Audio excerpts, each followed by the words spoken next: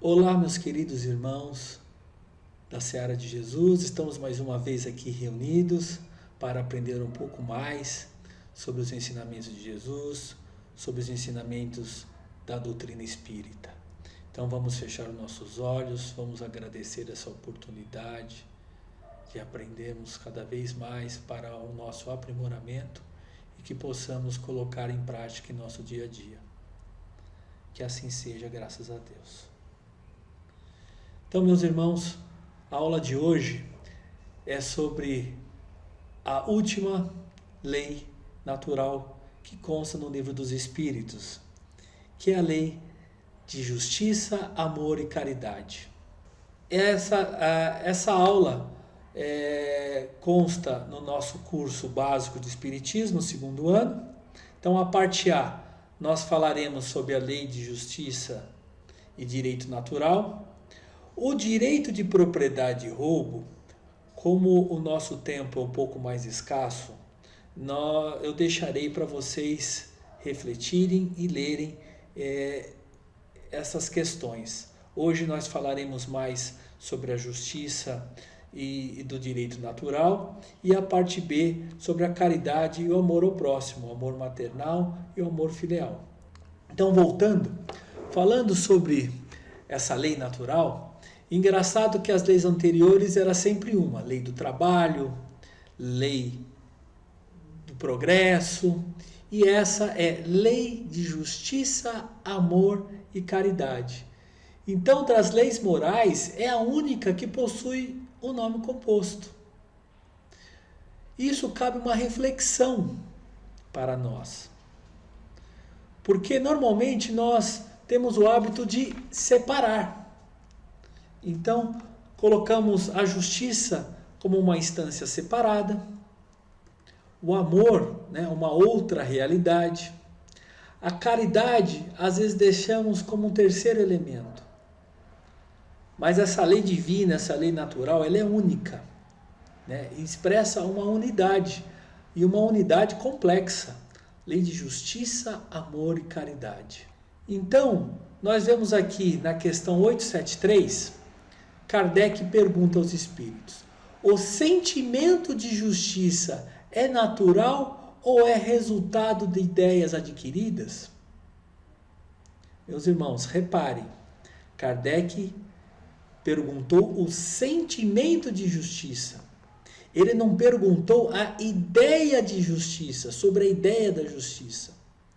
Porque hoje nós vemos muito definições, teses, livros, várias obras de vários autores sobre a ideia de justiça. Livros de direito falando sobre ideias de justiça. Mas a pergunta que o Kardec faz é sobre o sentimento de justiça. Porque ideias são suposições, divagações, que às vezes é muito mais difícil colocar em prática. Mas agora, o sentimento de justiça, essa é a pergunta. Então, o sentimento de justiça é natural ou é resultado de ideias adquiridas? Aí eles respondem: é tão natural que vos revoltais com o pensamento de uma injustiça. Olha só como esse sentimento já está dentro de nós.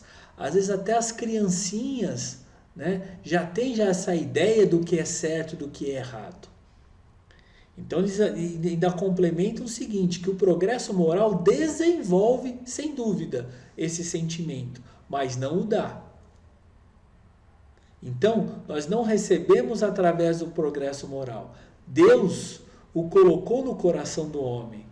Por isso, encontrareis muitas vezes nos homens simples e primitivos noções mais exatas de justiça do que aqueles que têm muito conhecimento. Olha só. Daí, nós tiramos um exemplo, um aprendizado muito importante.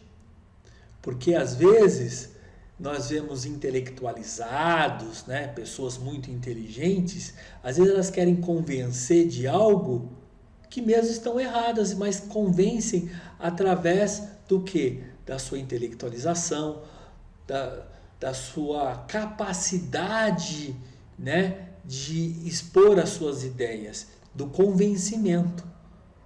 Mas às vezes é nas pessoas mais simples que ensinam lições poderosas para nós. Isso cabe uma reflexão, né? Cabe uma reflexão sobre isso.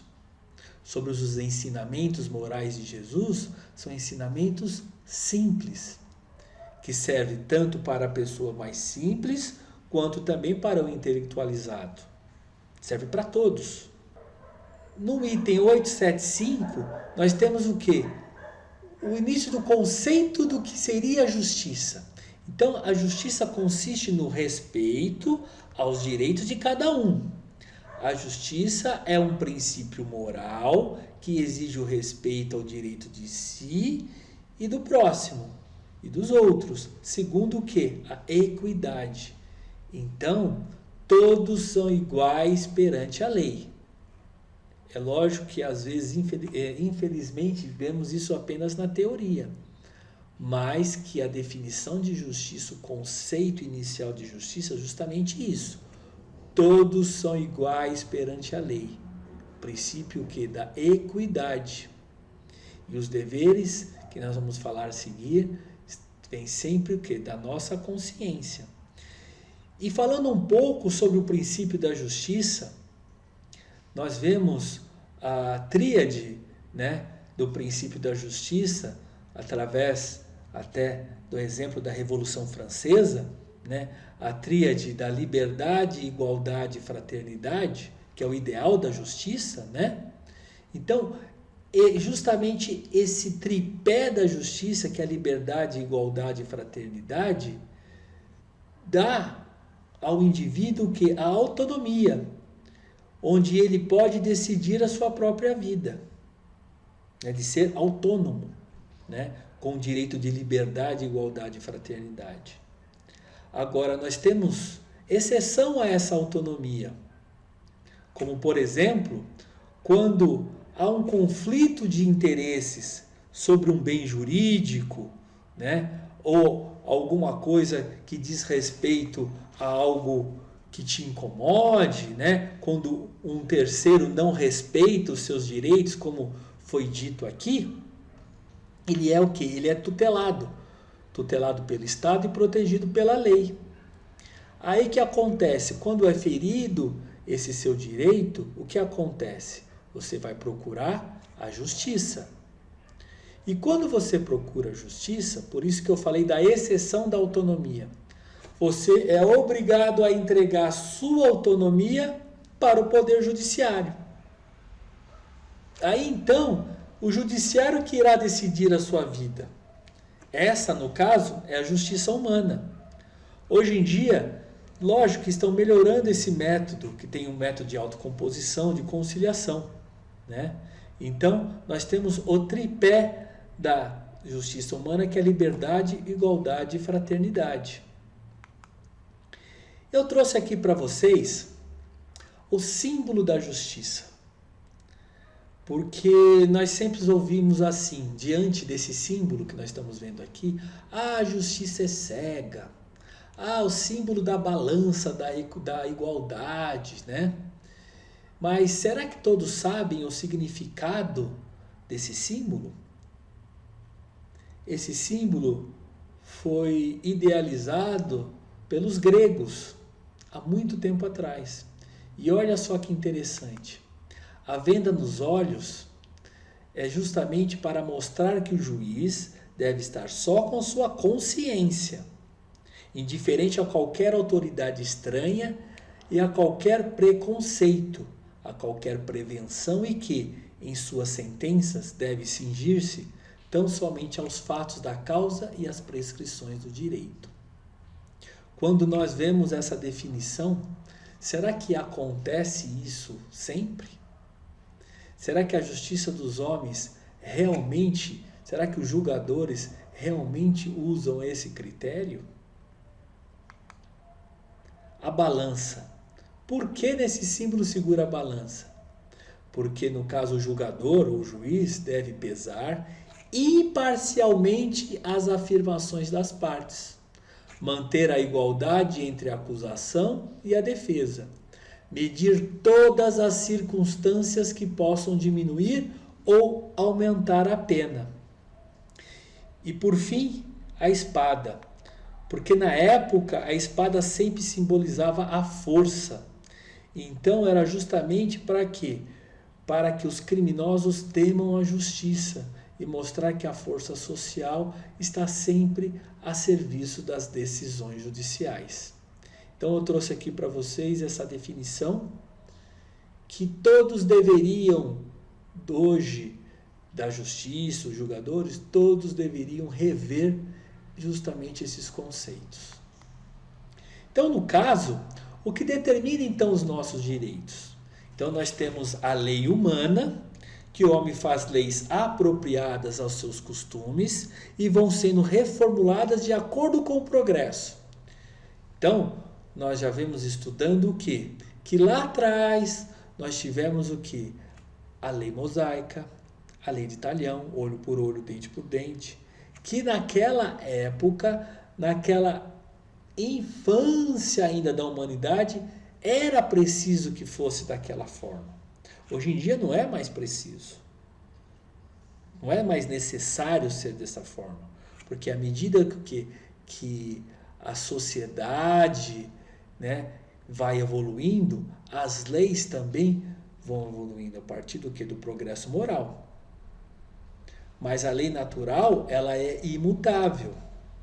Então o homem tem nato, né, já nasce conosco essas noções de justiça. Por isso que a lei humana, ela não é justa. Porque nesse tripé dessa nossa lei que nós estamos estudando hoje, que é a lei de justiça, amor e caridade, hoje a nossa justiça, nós vemos pouquíssimos elementos de amor e quase nenhum de caridade. Por isso que a justiça é humana. Então, como já é inato, vamos rever aqui. Onde está escrita a lei de Deus? Na nossa consciência. Então, se nós fazemos um pequeno exercício sobre do que é justo e do que é injusto, né, para nós consultarmos a nossa consciência, dá uma dica muito interessante na questão 876. Então, na incerteza do que fazer em relação ao semelhante, numa determinada circunstância, o homem deve perguntar-se como que desejaria que se fizesse com ele na mesma circunstância. Então, Deus não poderia lhe dar um guia mais seguro do que a própria consciência. Então é perguntar, o que estou querendo fazer? Eu gostaria que fizesse para mim? Se a resposta for, não é legal, eu não iria gostar, então não podemos fazer para o próximo. Então, Jesus disse, não façais aos outros o que não queres que façam a você. Então, Deus colocou no coração do homem a regra de toda a verdadeira justiça pelo desejo que cada um tem de ver respeitados seus direitos. Então, tem uma regra áurea. Amarás a teu próximo como a ti mesmo. Olha só essa figura que interessante. Então, nessa situação, olha o espelho. Quando vê alguém necessitado de uma caridade, quer moral, quer material, nós temos que, nesse momento, ver o espelho de nós mesmos. Então, isso temos que parar para pensar. Olha só que interessante. E na questão 880, qual é o primeiro de todos os direitos naturais do homem? É o de viver. Ninguém tem o direito de atentar contra a vida do seu semelhante, nem fazer o que possa comprometer a sua existência física. Essa questão é muito importante porque muitos confundem justiça com vingança. Vingança não tem absolutamente nada a ver com justiça. Porque nós estamos analisando a lei natural de justiça como um todo. Justiça, amor e caridade. Vingança tem alguma coisa a ver com amor e caridade? Não.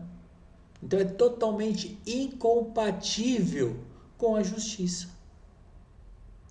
E muito interessante também com relação a essa situação de atentar contra a vida, né? Que às vezes é aquela questão de vingança, né? E tomou, levou.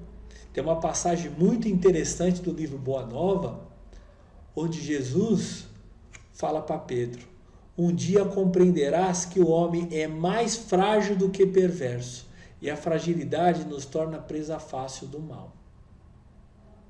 Uma frase muito interessante para nós refletirmos. No capítulo 13, falando de caridade, né? No capítulo 13 do Evangelho segundo o Espiritismo tem a máxima cristã, que a mão esquerda não saiba o que a direita faz. E é muito interessante porque em outras passagens nós percebemos que Jesus não veio derrogar as leis.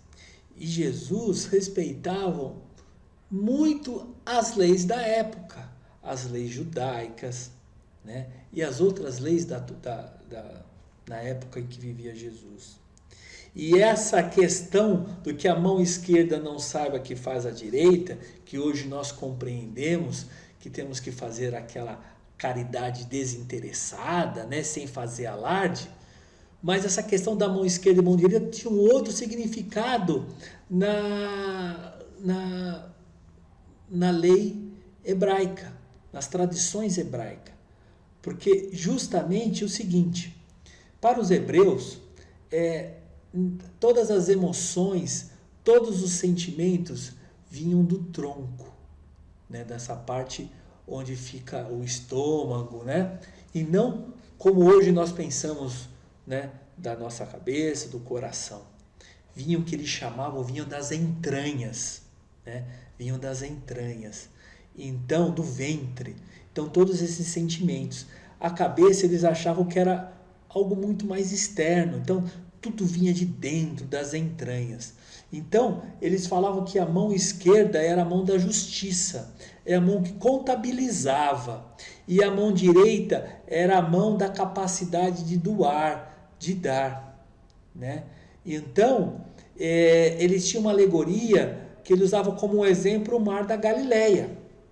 Então, o que acontece? O Mar da Galileia, o Mar da Galileia recebe as águas das colinas de degelo de Golã, e é justamente vindo essa água pelo Mar da Galileia, e o Mar da Galileia entrega essas águas para o Rio Jordão, que esse recebe. Então, tem justamente essa capacidade de contabilizar, de receber com a mão esquerda e doar com a mão direita. Olha que interessante. Então eles falam, por exemplo, o Mar Morto. O Mar Morto apenas recebia as águas do Rio Jordão, mas não entregava para ninguém. Então essa alusão da tradição hebraica de saber receber e saber também dar, né? Senão acontece o quê? O desequilíbrio. Olha que interessante. Então, a verdadeira caridade. Na questão 886, né, Kardec pergunta: qual é o verdadeiro sentido da palavra caridade como entendia Jesus? Então, o sentido dessa pergunta era assim: se for perguntar para Jesus, for fazer uma entrevista para Jesus, entrevistar Jesus, o que é caridade? O que seria respondido? Os espíritos respondem: benevolência para com todos. E olha que interessante. Ser benevolente para com todos, ser bondoso para com todos. Aqueles que não têm o mesmo pensamento que você, aqueles que têm uma ideologia política diferente da sua, aquele que torce para um time de futebol contrário, para com todos. aquele que tem uma religião diferente da sua, de um pensamento diferente seu. Então, ser bondoso e benevolente para com todos. Indulgente para com as imperfeições alheias. Isso é muito difícil. Por quê? Se nós não somos indulgentes às vezes com as nossas próprias imperfeições, o que dirá com as imperfeições alheias? Né? Isso é muito difícil, mas é um dos maiores exercícios da caridade. É ser tolerante com as imperfeições alheias. No livro Céu e Inferno, tem uma citação muito interessante, que diz o seguinte: cada defeito que você tem traz um sofrimento. Olha só, cada defeito que você tem traz um sofrimento.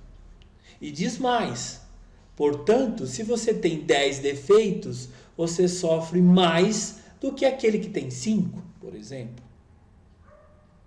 Então, por isso, quando nós vemos um orgulhoso, quando os espíritos veem um orgulhoso, os próprios espíritos superiores têm compaixão.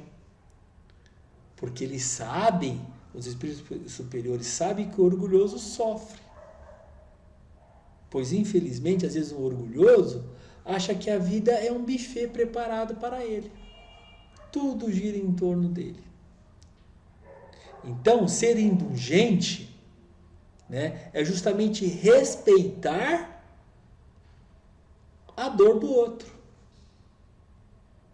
Respeitar as imperfeições do outro. O que, na realidade, se nós não formos pelo menos um pouquinho indulgentes, é impossível se relacionar com alguém. É impossível se relacionar sem a indulgência. Aí vem um dos maiores objetivos, um dos maiores exercícios, podemos dizer assim, da caridade, que é o perdão das ofensas. Porque o ser humano é o seguinte: o ser humano é ferir e ser ferido. Você vai ferir, eu vou ferir, nós estamos ferindo, nós estamos sendo feridos, nós já ferimos muito e estamos sendo feridos. Não tem jeito. Nós trazemos em nossa biologia o perdão. Nós trazemos na nossa biologia o perdão. Quer um exemplo? O nosso corpo está munido do perdão. Quando nós, por alguma situação, cortamos, temos um machucado no nosso corpo, o que acontece? Pouco tempo depois ocorre o quê? Ocorre a cicatrização, a regeneração. Então, o que nós podemos entender é que a cicatrização é o corpo perdoando a agressão. Olha que interessante. Então, se nessa expressão material, né, o corpo está dotado para poder se regenerar, se perdoar, por que não então a nossa alma? Não é verdade? Isso nós temos que parar para pensar, para refletir. Então, se o corpo perdoa, se o corpo físico consegue perdoar através dessa regeneração e cicatrização, por que nós não conseguimos? Nós, espíritos encarnados. Então, perdoar, meus irmãos, é tirar justamente uma carga para que você consiga caminhar sem ela. Tirar esse peso dos ombros. Esse é o perdão. Mas temos aqui, né, definições para ficar claro, então, esse sentido. Benevolência tem como sinônimo a misericórdia, é aplicar a bondade ou o bem a alguém. É focar incondicionalmente os aspectos luminosos do próximo. A indulgência, então, ser indulgente é saber relevar, esquecer, ao invés de criticar, ser compreensivo perante as faltas e imperfeições do próximo. E o perdão. Na prática do perdão, o maior beneficiado quem é? É quem perdoa. Pois este obtém as bênçãos de Deus e restabelece a sua paz interior. Esse é o mais importante. Perdoar é restabelecer a sua paz interior através da harmonia com o próximo. Então, como diz São Vicente de Paulo, nunca vos esqueçais de que o espírito, seja qual for o seu grau de adiantamento, sua situação como reencarnado ou no mundo espiritual, está sempre colocado entre o superior, que o guia e aperfeiçoa, e o inferior, diante do qual tem esses mesmos deveres a cumprir. Nós não devemos julgar ninguém. Nós já tivemos vários exemplos em psicografias, relatos até no livro Céu e Inferno. Às vezes nós vemos pessoas que aparentemente, materialmente, estão numa situação como às vezes um mendigo na rua, mas ali pode estar um espírito muito elevado, que está justamente numa prova para nos provar, para ver qual seja a nossa reação numa situação de uma caridade, de uma ajuda. Então, hoje nós estamos numa situação de ajudar e na outra situação nós estamos numa situação de ser ajudado. Então, a caridade material e a caridade moral, há uma diferença grande. Há muitas maneiras de se fazer a caridade. Muitos acreditam que somente a esmola material somos capazes de dar. Outros acreditam que ao doar bens e confortos já fizeram a sua parte. Mas a caridade moral se apresenta como a mais simples e ao mesmo tempo a mais difícil de dar. Então a caridade moral, mais simples porque não custa nada de material, mas ao mesmo tempo ela é mais difícil, por quê? Porque exige tolerância e indulgência. Não é verdade? Então, o que é muito interessante, né? Nós não confundimos o quê? Nós não confundimos a caridade com o ato caridoso. E é interessante isso e bem natural essa confusão entre a caridade e o ato caridoso, que é a caridade material. Porque nós somos crianças espirituais. Nós estamos ainda engatinhando ainda espiritualmente. E é típico justamente da criança, porque a criança tem uma mentalidade concreta. Então, a criança, pelo menos um exemplo de 3 anos de idade, ela só tem uma mentalidade concreta, ela não tem o quê? Uma cognição abstrata. Ela não consegue, por exemplo, você não pode chegar para ela, uma menina de 3 anos, e fazer assim, mostrar uma equação do segundo grau. Ó, b ao quadrado menos 4ac, ou 3 mais 3 menos 2 é igual. Então, não tem como. Ela não consegue imaginar de forma abstrata. Ela só consegue raciocinar de forma concreta. Você tem que mostrar uma figura, uma outra figura, para ela fazer o quê? A distinção. E assim é o indivíduo que ainda engatinha ainda moralmente, né, espiritualmente. Porque se você chega para um espírito que está ainda na infância espiritual, fala de caridade, ele já de cara 1 quilo de feijão, um cobertor.